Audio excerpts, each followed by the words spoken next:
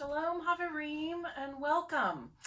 It's Mrs. Greenberg, and it's so good to set aside some time to be together today since we can't be together in person, and I'm really missing all of you. So I thought at least we could build a little time in where we could share some stories, and just really glad that you're here. In Hebrew, we say Bruchim Habaim, welcome, and I thought we would start this little series that I'm going to call Torah Tales with a story from Torah that I'm pretty sure most of you already know. So why would I do that?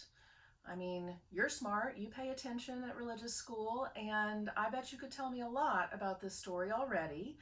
I am going to let you try and guess what the story is, and then once you've guessed, we're going to put a little twist on the story that you already know. All right, here's the first clue. I've been thinking about this story more than usual, I think, because, in case you hadn't noticed, it has been raining a lot in Nashville, Tennessee. And this is something I bet some of you have seen before. And I'm going to turn it over. If you haven't seen it, maybe you've heard it before. It's a rain stick, right? And this is a rain stick that my family's had for a long time. I love it because it's got frogs. Can you see the little frogs on there? And my daughter and I both really like frogs, and they remind me of Passover, which is coming up soon. So I thought that was fun, and lucky me, I actually have two rain sticks because my good friend Susan, Miss Susan, who is our first grade teacher, gave me this other rain stick, which is a little bit bigger, which makes the storm last a little bit longer. So fun to listen to. I wonder if you know how they make rain sticks. They are made from a natural item, which is a dried out piece of cactus. And I would really love to know more about that. They dry out the cactus, they pop off the little thorns and turn them backwards and hammer them back in once it's dried out. And then they fill it up with beans or rice or other little items that can fall down, and they kind of bounce off those thorns on the inside. So that's how it works. I thought you might like to make one, but we don't really have cactus like this around here. So I figured out an easier way to do it, or actually somebody else did. I'll share that with your parents so that you can have some fun at home. Okay, so that's your first clue. The story has to do with rain. Second clue, if you just kind of look around, you're joining me here in my home office today. This is my little reading corner, and you might notice there's a nice little artist print of one of my puppies that someone gave to me as a special gift. And these beautiful prints used to hang, they were my grandmother's. They used to hang over her dining room table. So I love those. I also have a cat behind me, a ceramic cat. It was made by another friend of mine, a different Susan. And I'm actually wearing some animals on my shirt today. I've got some doves and deer, squirrels. So just like you, I really love animals. And I know that you love animals because you guys tell me about your pets all the time. What is sad for me is I never get to see your pets. And so after the story today, I am going to give you a chance to share some pictures of your pets. And we're going to try and put together kind of a virtual arc, an arc in time, and we'll put all the pictures together. So even if you don't have a pet, I bet you have a stuffed animal or two or three. So you could send us pictures of those too. Anyway, love animals, been thinking about the rain. I've also been thinking about how we're all kind of together with our families at home right now. So any guesses on the story?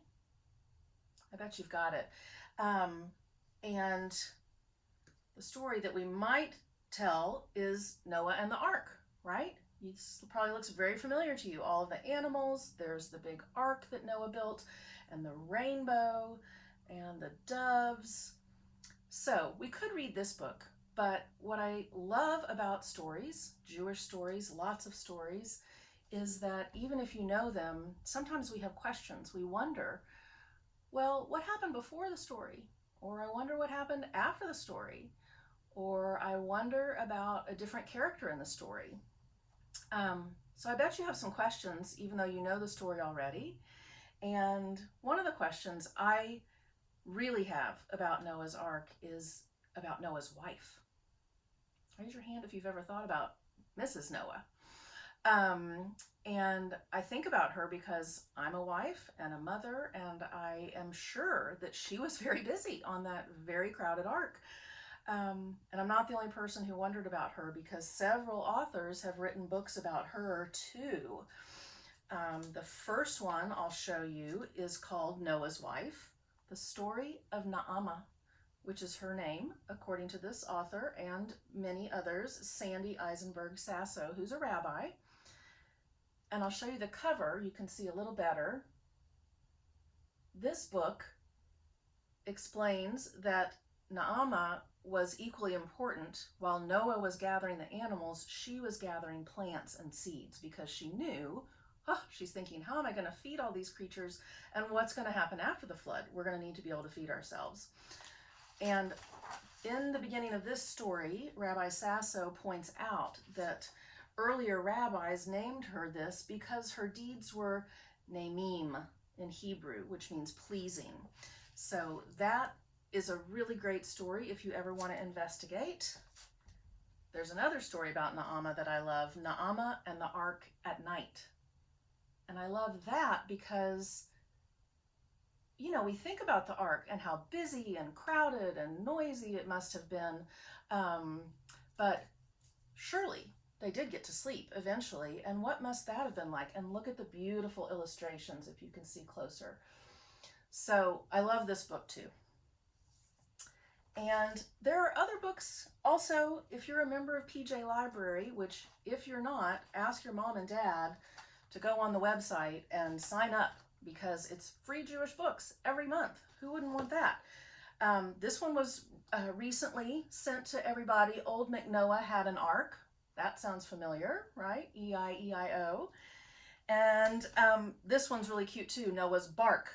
And this talks about how Noah gets very frustrated with all the noise on the ark, and the sounds, the noises that the animals make are all mixed up. So he has to sort it out. So that's really fun too. However, none of those stories are we going to read today. I still have one more, but before we get to it, I thought, since you can't be here with me, I still would like some company. And so I brought a fine collection of our Micah Beanie Babies in a basket to join in the story. So let's see who all is here with us, and then we'll get started. First, this is Tiger. Beautiful orange, yellow stripes. We love Tiger. And who is this? Oh yes, Rocky Raccoon with his cute little banded tail. Be on the lookout for the raccoons in the story that I'm going to read, because you'll see them. And you will also see little hippos. This guy's name is Tubbo. Cute. Tubbo's going to join us. Who else do we have? Oh yes, lots of you like horses, I know. This is Horse with a beautiful sort of rainbow mane and tail. Very fancy. Oh, look. I brought Buttercream, is the bunny's name. And she reminds me of this time of year. I bet some of you have members of your family who celebrate Easter, and we often think about bunnies during Easter. So we're going to allow any and all animals of any faith tradition to join us on the ark today, of course. Let's see who else we have. Okay, we have, what is the cow's name? Daisy, of course. Daisy, dairy cow. She's cute. She's coming. She's coming with us. And then we have, oh yeah, oh I love, look. I don't know that people often think about insects and things like this beautiful butterfly. Her name is Float, I know. And that's kind of appropriate for the ark, since we're going to float in the water. She floats in the air. She's coming along. Who else do we have? Oh, yes. This guy is great. This little turtle, I remember, and he's kind of rainbowy, but his name is Zoom. This is perfect for all of us who have been on Zoom all week long. Yay. Zoom is coming. We talked already about frogs and Passover. This is Smoochie. Smoochie's joining us. Who else do we have? Okay, I forget your name, but oh, it's just named Snake. Perfect. We know about Snake. Not everybody likes snakes, but they're welcome. They are part of the animal kingdom. We need them. So Snake is coming. Okay, we've got Tom the turkey. Did y'all know that Benjamin Franklin wanted the turkey to be the state or the national bird instead of the bald eagle? Tommy's coming with us. 3 more. We've got Jabber. Jabber, the parrot, makes lots of noise, I'm sure, keeps us company.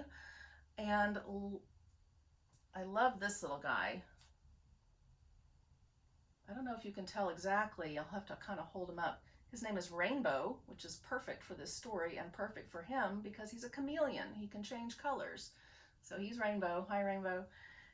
And last but not least, certainly, is Serenity. Serenity, you can see the little peace symbol right there, I bet, is the dove.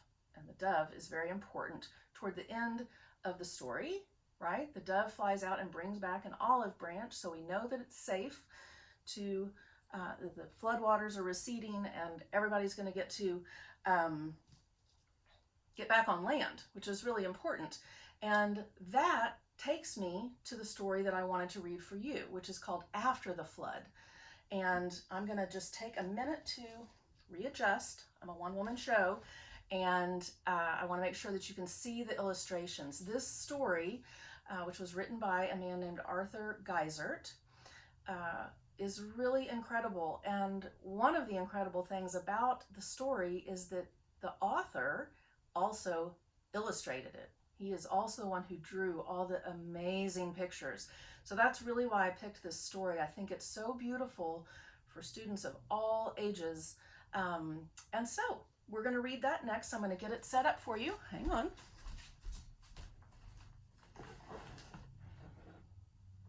Ta-da! Just a little bit. You can see the beautiful rainbow there. Perfect, I hope. Okay. After the Flood.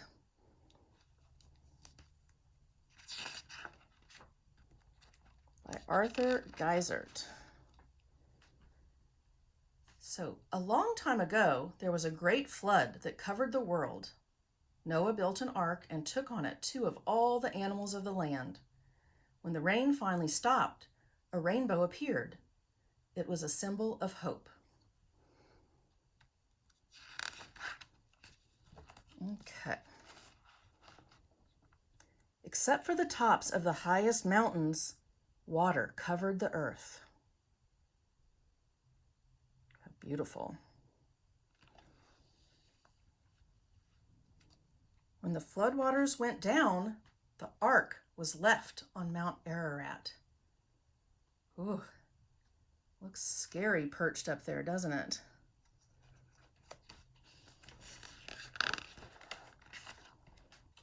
I love this. Noah, his family, and all the animals had learned to live in harmony. So just look at everything you can see there. Try and figure out all the different animals you can see. I really love the monkeys up here in the basket. We've got lots of little piglets, pelicans, penguins. Giraffe is showing up to say hi. But they knew they couldn't stay on Mount Ararat for long. Look at all the people, too. Sometimes you only think about Noah or Noah and Naamah, but this book shows lots of other people in the family.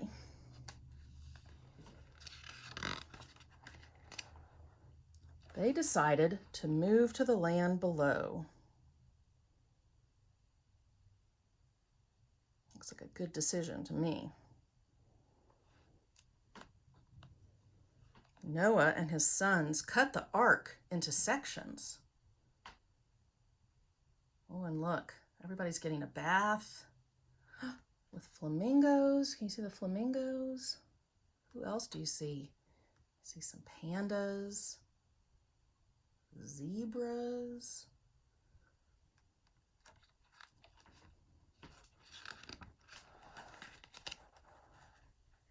Trees were cut and a slide was built. Oh, look at how smart they are. If any of you or your parents have been to Israel, this kind of reminds me of the Roman ramp, Masada. The ark was carefully moved down the mountain. Look, you can barely see it down here. Oh, carrying it. It's a long way to go.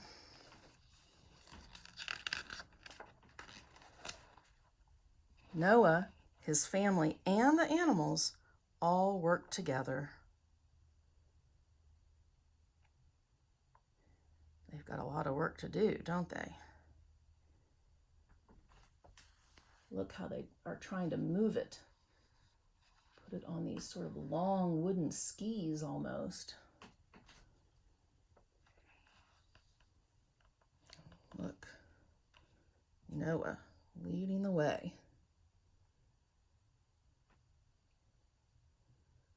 I especially like these little ducks, geese. I guess they're geese.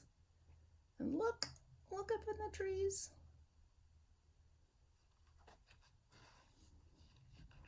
Aren't these pictures just wonderful?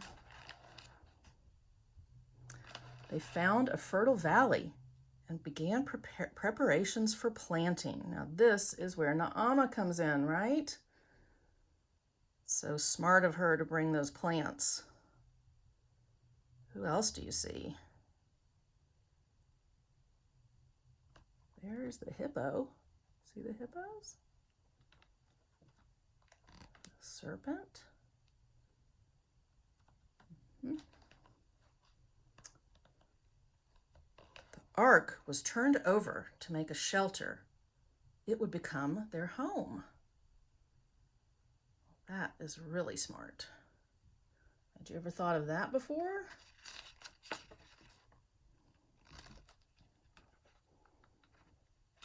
Seeds and shoots were planted. And look how the house is coming along now. They have a chimney, some balconies. I love this peacock. Look. Beautiful. See some camels. Little bunnies. There's little buttercream right there. Trees began to bloom.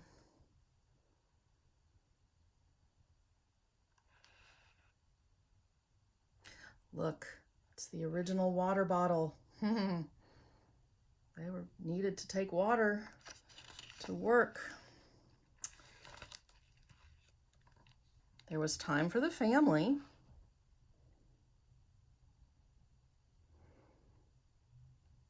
Looks like they're resting, see? Maybe it's Shabbat. Giraffes are saying hello. Ooh, I see some koala bears. Do you see them? Look at this monkey. So many animals. At night, stories were read to the children and to the animals. Now see, that looks peaceful. I love it when everybody can get tucked in. Look at the possums.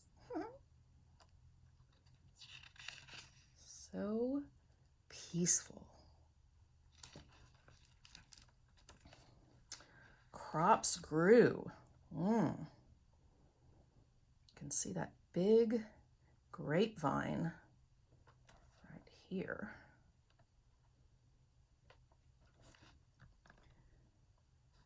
The animals multiplied. and more every day.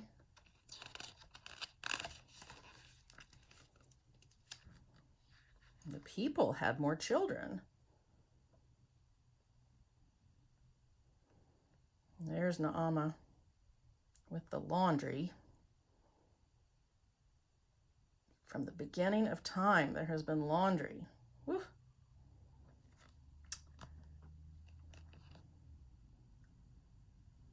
See even more children hanging out of the windows, resting in the windows, playing with the giraffes. Oh, I see a pair of skunks. Do you see those? And I'm pretty sure these are armadillos for all my fellow Texans.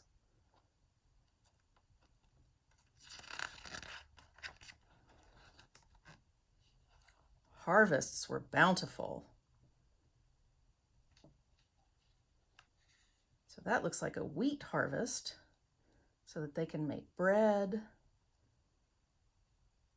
When we celebrate Sukkot in the fall, it's really an old festival that was held during this season when they would harvest the crops and they needed a place to rest out in the middle of the fields. There was grain for bread and grapes for wine. Now look how fun this is. All the grapes, see, everybody's bringing grapes, loading them up, and then these lucky people get to stomp on them. And then the grape juice comes down into these barrels. They learn to make wine for Kiddush.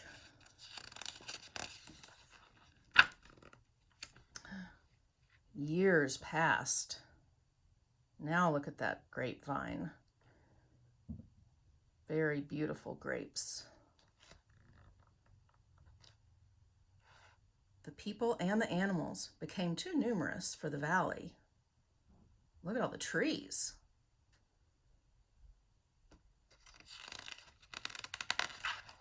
Running out of room. So many moved away. But they don't look sad. It looks like a new adventure.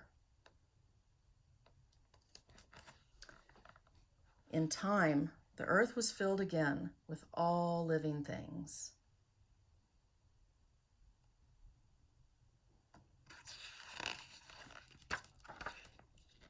When it rained, Noah and his wife remembered the problems of the past.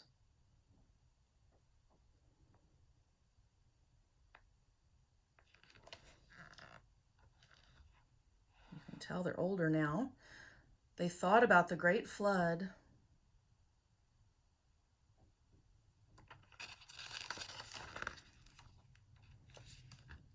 But a rainbow always followed the rain. Beautiful. The end. Really, really nice work, Arthur Geisert. Both the story and the illustrations. Right, now, look at that magic. Okay, I'm hopping back in just to say goodbye. So, that is our first episode of Torah Tales, and I hope you really enjoyed it. I enjoyed thinking about all of you, and as promised, on our Facebook page, the Religious School Facebook page, I will put a link to the project if you want to try and make a rain stick. And I invite you all to send us your pictures of your pets because we would love to see them and put them all together in a fun, playful way until we can all be together again. And I just send out my love and good wishes. I think about you all, and during times when we can't be together, it's important to still know that there is love and that we are still a big family of families at Micah. And so I will look forward to seeing you very soon, and we will look for some more books in my collection and figure out what sounds fun to read next. Okay, see you soon. Lihitrot.